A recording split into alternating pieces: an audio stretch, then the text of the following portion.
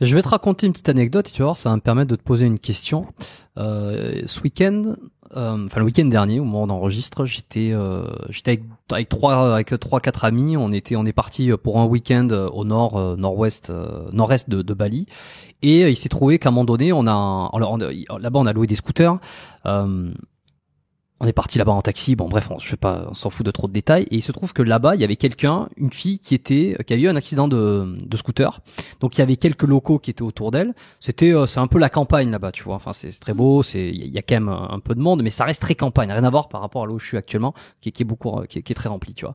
Et elle a eu un accident de scooter. On est arrivé après parce qu'on était à 2x2 sur scooter. Et puis on voit un scooter un peu sur le côté, deux trois locaux autour et une fille qui était une Espagnole en fait, qui devait avoir la trentaine et qui visiblement avait eu un accident, tu vois. Donc tu vois un peu ça. Et puis elle avait une égratignure ici et donc et on arrive et on s'arrête. Et je pense qu'au début on s'arrête par curiosité un peu malsaine et en même temps par curiosité tout court, tu vois, de se dire tiens, qu'est-ce qui s'est passé, tu vois, quand il y a un attroupement, tu te dis. Mais en premier lieu, tu te dis, j'ai rien à faire là normalement, tu vois, c'est presque un peu malsain de venir regarder comme ça. Et en fait, non, c'était pas forcément une mauvaise chose parce que elle était un peu en état de choc. Physiquement, il y avait pas grand-chose, elle s'était juste brisé un peu la lèvre. Je sais pas comment ça s'est passé parce qu'en fait, elle a pas été capable de nous le dire. Et les gens qui étaient autour étaient des locaux qui parlaient à moitié anglais. Et donc, il y a quand même un problème de communication dans ce sens-là, tu vois. Et sur le moment, il y a quand même un truc qui s'est mis en place. Alors, je suis ostéo, donc je suis censé aider mon prochain, on va dire. Je suis censé avoir les bons réflexes. D'ailleurs, un de mes potes a dit, tiens, mais toi, t'es ostéo. Tu vois, elle avait pas l'air bien. Donc, c'était un peu, tiens, qu'est-ce qu'on est censé faire là, tu vois. Et sur le coup, j'ai quand même été sidéré. C'est-à-dire que là, maintenant, j'en parle. Je vais te dire, c'est très simple. C'est très très simple. La situation, tu l'as fait s'allonger. Sur le côté, peut-être une PLS à la limite. Le cœur, le truc, conscient, pas conscient. Allez, c'est bon, tu sais de quoi il s'agit. Mais sur le moment, il y a une sidération où beaucoup trop de questionnements et en même temps une espèce de vide. T'es face à quelqu'un qui est dans un état dont t'en sais rien, tu vois. Alors bon, le réflexe que j'ai eu un peu à la con, c'est de l'allonger. Non, c'est déjà la poser un peu sur la faire asseoir, tu vois, tranquillement, prends ton temps, prends un peu d'eau. Ça avait l'air d'aller, c'était un peu le choc. Et puis elle était sur son téléphone et puis on était un peu autour pour voir si ça allait. Et puis à un moment donné, le téléphone il tombe, tu vois, et les yeux ils commencent à se révulser un petit peu, tu vois. Et là il y a un truc de dire oula, et là je vois ça et je fais oula, non là ça va pas là. Et donc on l'a couché, on l'a mis sur le dos et j'ai mis du temps pour me souvenir d'un réflexe à la con qui était mettons-la sur le dos, levons-lui les jambes. C'est peut-être un malaise vagal, c'est peut-être sous le choc. Et c'était le cas parce qu'ensuite elle a repris connaissance dans les 15-20 secondes qui ont suivi. Donc tu vois, c'était vraiment un tout petit passage. Mais pourquoi je raconte ça c'est parce que dans une situation qui était pas du tout une situation d'urgence vitale ni de détresse absolue, j'ai eu un moment, comme tout le monde, on a eu tous des moments de sidération, de se dire, est-ce que je fais quelque chose, est-ce que je fais rien, est-ce que je me mouille, est-ce que je me mouille pas, parce que je sais pas quoi faire, parce que est-ce que je vais prendre la bonne décision, parce que est-ce que je suis responsable, bon ça, mais est-ce que je suis, est-ce que j'ai la capacité de faire quelque chose. Et il y a plein de questions qui viennent et il y a une sidération qui se met en place. Comment on fait, même en ayant eu les secours, même en ayant eu toutes les informations possibles et les cours, quoi que ce soit, pour gérer une sidération d'un accident d'une petite fille qui perd un bras, tu vois. Hormis peut-être un Alex Franchaise qui m'avait raconté comment on faisait un garrot et que en état de guerre ils sont peut-être beaucoup plus préparés, tu vois, parce qu'il y a des balles, il y a des choses comme ça, et peut-être que eux ils réagissent beaucoup plus vite parce qu'ils ont occulté toute cette partie, ils arrivent à occulter toute cette partie un peu psychologique. Quand t'es un être humain lambda, un survivaliste, encore une fois, je m'amuse du mot un petit peu, et que tu n'es jamais tombé sur une petite fille qui s'était fait couper le bras, comment tu fais pour réagir à l'instant T? Écoute, je te dirais sincèrement que j'en sais rien. J'en sais rien. Encore une fois, on a tous des natures différentes, on a tous des terrains psychologiques différents. Maintenant, ce que je sais, c'est que la préparation en amont, c'est-à-dire s'éduquer, se former, se préparer, joue énormément là-dessus. C'est un petit peu comme avec la confrontation physique. On parlait un petit peu baston, confrontation physique, c'est pareil. Le plus je vais avoir d'outils dans ma boîte à outils, le plus je vais avoir confiance en moi, et le plus en fait je vais être opérationnel. Après, donc ça c'est le côté mécanique, je dirais, c'est le côté logistique. Si déjà j'ai fait des formations médiques, que je me suis entraîné à la maison et que je porte mon matériel avec moi, si j'arrive sur un accident de la route, effectivement, je vais déjà être beaucoup plus serein et prêt et opérationnel que si je n'avais rien, que si j'avais jamais même vu un accident, ou tu vois ce que je veux dire. Après, l'instant T est très compliqué. Pourquoi ? Parce que ce jour-là, tu peux être fatigué, t'as la diarrhée, j'en sais rien, tu t'es engueulé avec ta gonzesse. Il se passe une multitude de choses dans nos vies.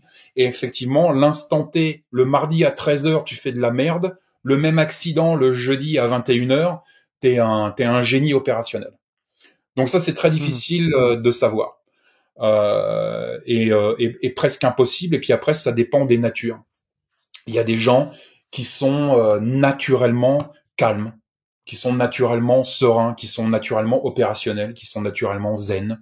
Et puis il y a des gens qui sont naturellement excités, naturellement angoissés, et ainsi de suite. Et donc ça va jouer effectivement sur l'instant T. Mais à partir du moment où on arrive sur l'instant T et que au moins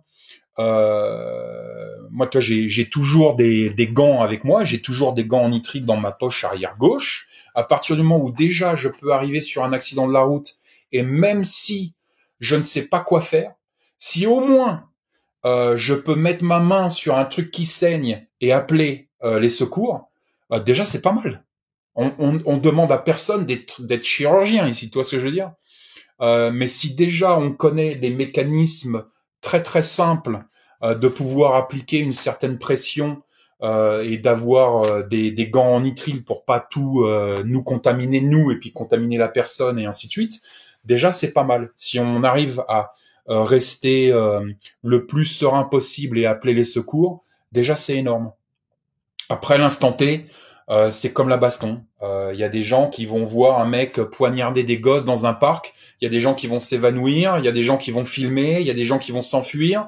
Il y a des gens qui vont crier. Il y a des gens qui vont pleurer. Il y a des gens qui vont vomir. Il y a des gens qui vont paniquer. Et puis il y a des mecs qui vont aller au charbon. Voilà. Il y a des mecs qui vont lui foutre leur sac à dos sur la gueule. Tu vois ce que je veux dire ? Mais ça, c'est l'instant T. Et le jour d'après, ces 8 catégories de personnes peuvent être totalement inversées. Pour une raison ou pour une autre. C'est vrai. Tu vois ce que je veux dire ? Mais je te dirais que à la base, si déjà t'as un peu de matériel sur toi, déjà c'est énorme. C'est énorme de savoir que déjà t'y as pensé en amont. T'as un peu de matériel avec toi, t'as un peu de formation, un peu de savoir-faire, un peu de jugeote. C'est déjà énorme et ça fera déjà une énorme différence. Comment on fait pour se trimballer avec des gants, pour avoir une arme sur soi, pour faire attention un peu à tout ça, sans tomber nécessairement dans la parano ? Et on va conclure un petit peu là-dessus, parce que c'est une composante importante.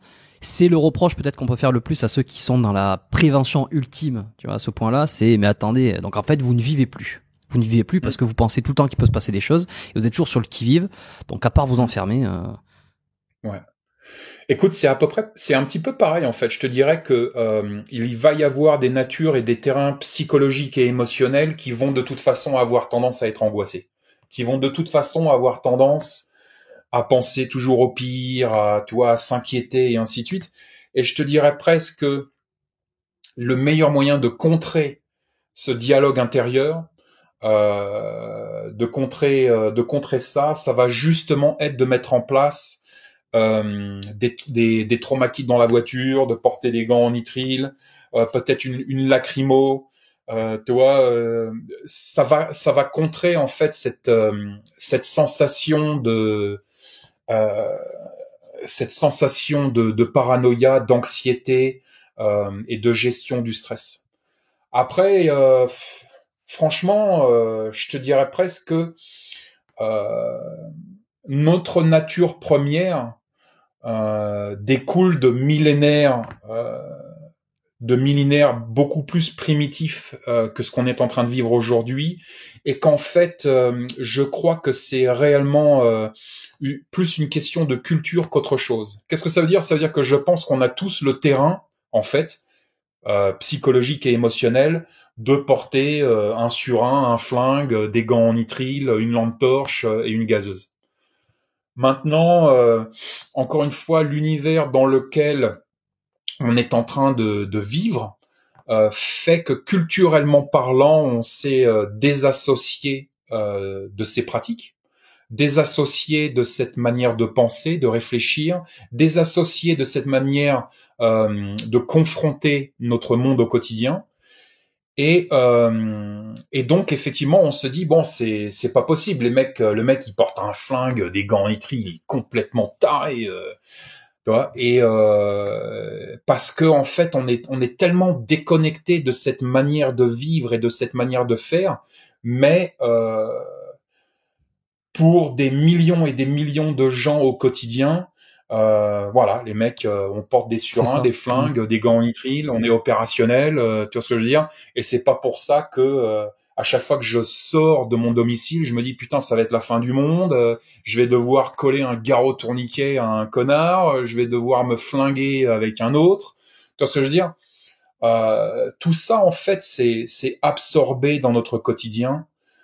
Ça se vit très naturellement et c'est un petit peu aussi le travail que j'essaye de faire sur Patreon, mais c'est justement de démystifier un petit peu tout ça, de remettre un petit peu tout ça dans un cadre assez logique en fait, assez bienveillant. Il y a une dimension survivaliste qui n'est jamais réellement explorée par les médias et c'est assez dommage, mais c'est l'univers de la bienveillance. Là, on a parlé ce soir de donner à manger sain à mes enfants, à ma famille, de récupérer de l'eau de pluie pour pas que l'eau de pluie en fait s'en aille dans les champs, crée des rivières, donc de la contamination et ainsi de suite, des inondations. On a parlé de peut-être sauver la vie d'une petite fille dans une voiture, d'avoir une présence assez opérationnelle au quotidien. Et en fait, toutes ces choses-là, c'est de la bienveillance. Et ça, c'est une dimension qui contrarie cette dimension paranoïaque. Là où les gens voient de la paranoïa, moi, je vois de la bienveillance. Si quelqu'un me dit putain, je fais pousser des carottes pour mes gosses et j'ai un trauma kit dans ma bagnole et j'ai un 12 accroché à la cheminée, moi je vois pas de la paranoïa, moi j'entends de l'amour, j'entends de la bienveillance. Je me dis putain, ça, toi c'est un père qui veut faire pousser de la nourriture saine pour ses gosses, qui est prêt à défendre sa famille, défendre son clan, défendre sa caverne au prix de sa vie peut-être. Et en même temps qui au quotidien est opérationnel et si c'est ce que je dis un petit peu toujours, mais si moi je suis dans un accident de la route et que je suis coincé dans ma voiture, ben le premier mec qui arrive pour me sortir, je préfère qu'il ait des gants en nitrile, qu'il sache comment me bouger pour pas me finir et me tuer, et qu'il soit opérationnel, qu'il puisse ouvrir ma portière, qu'il puisse me tirer à l'extérieur, qu'il ait la force physique de le faire et ainsi de suite. Moi, c'est le mec que je veux qui arrive que si j'ai un accident de la route. Et je dirais même que au-delà de ma personne, c'est le mec ou la nana que je veux qui arrive si mon épouse a un accident de la route. Si je ne suis pas là et que mon épouse a un accident de la route, je préfère que ce soit un mec qui soit calibré avec des gants en nitrile dans sa poche, un trauma kit et une formation en premiers soins hyper péchu, qui soit le premier à arriver sur l'accident de la route. Après ça, le mec en pantalon moule-couille avec sa trottinette électrique et son burrito vegan, qui a jamais fait une formation de sa vie et qui va s'évanouir à la première goutte de sang, si Dieu, ça m'intéresse pas. Ça m'intéresse pas. J'ai pas envie que ce soit lui qui arrive sur l'accident de mon épouse. Tu vois ce que je veux dire? C'est con dit comme ça, c'est bête, mais je pense que c'est quand même la réalité de notre entreprise civilisationnelle, c'est d'arriver à passer sa vie en fait à être là pour peut-être aider les autres, pour peut-être apporter une pièce à l'édifice, servir à quelque chose, être opérationnel pour soi-même mais surtout pour son prochain. Ça c'est des projets de vie qui m'intéressent beaucoup plus, si tu veux, que de faire du jeu vidéo dans mon appart à Paris à bouffer des tacos vegan. Ça m'intéresse pas. Tu vois ce que je veux dire? Donc voilà, Mm. j'en suis là. Bah écoute,